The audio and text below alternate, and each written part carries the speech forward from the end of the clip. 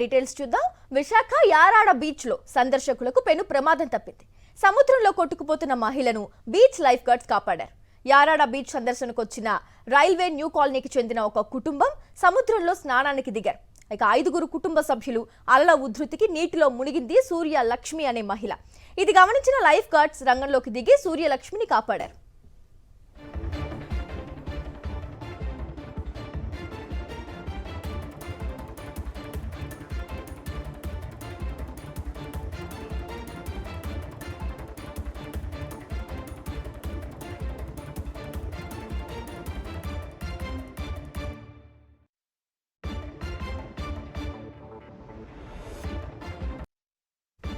Visakha Yarada beach లో సందర్శకులకు పెను ప్రమాదం తప్పింది.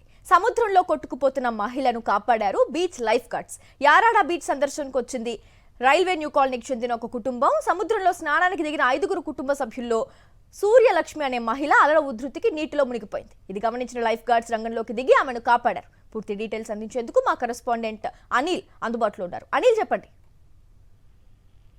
వరుసగా సముద్రంలో స్నానానికి వెళ్ళినటువంటి పర్యాటకులు గాని నగరవాసులు గాని గల్లంతవుతున్నటువంటి ఘటనలు చోటు చేసుకుంటున్నాయి. నిన్న ఆర్కే బీచ్ లో వెస్ట్ బెంగాల్ కు చెందినటువంటి ఓ పర్యాటకుడు గల్లంతై కొట్టుకుపోతున్నటువంటి క్రమంలోనే లైఫ్ గార్డ్స్ కాపాడారు. అతన్ని అపస్మారక స్థితిలో ఉన్నటువంటి ఆ వ్యక్తిని ఆసుపత్రికి తరలించారు. ఈ రోజు ఉదయాన్నే రైల్వే న్యూ కాలనీ నుంచి సముద్ర స్నానం కోసం యారాడ బీచ్ కు వెళ్ళినటువంటి ఒక కుటుంబం ఆ సముద్రంలో స్నానాలు చేసినటువంటి క్రమంలోనే రాకాసి అలలు విరుచుకుపడ్డాయి. ఈ క్రమంలోనే సూర్యలక్ష్మి అనే మహిళ కొట్టుకుపోతున్నటువంటి ఆ క్రమంలో ఆమెను కాపాడారు అక్కడ ఉన్నటువంటి లైఫ్ గార్డ్స్.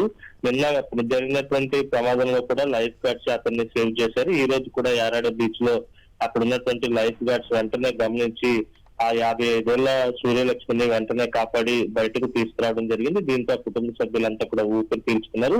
వరుసగా ఏదో ప్రాంతంలో ఇలాంటి ఘటనలు జరుగుతున్నాయి. సముద్ర స్నానాలకు ఆ లోపలికి వెళ్ళొద్దని చెప్పి హెచ్చరిక బోర్డులు ఏర్పాటు చేసినప్పటికీ పర్యాటకులు గాని లేకపోతే బీచ్ కు వచ్చేటువంటి నగరవాసులు గాని కాస్త జాగ్రత్తలు తీసుకోవడంలో అలసత్వం వహిస్తున్నారనేది స్పష్టంగా అర్థమవుతుంది. ఎందుకంటే ఒక్కసారి అలలో తాకిడికి లోపలికి వెళ్ళిపోతే కనుక మళ్ళీ గుర్తించడం కూడా కష్టం అవుతుంది. ఎక్కడికక్కడ లైఫ్ గార్డ్స్ ఉండడంతో పర్యాటకులు ప్రాణాలతో బయటకు వస్తున్నారు.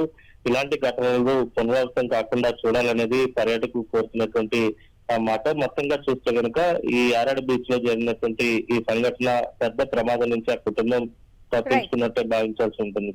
థాంక్యూ అనిల్.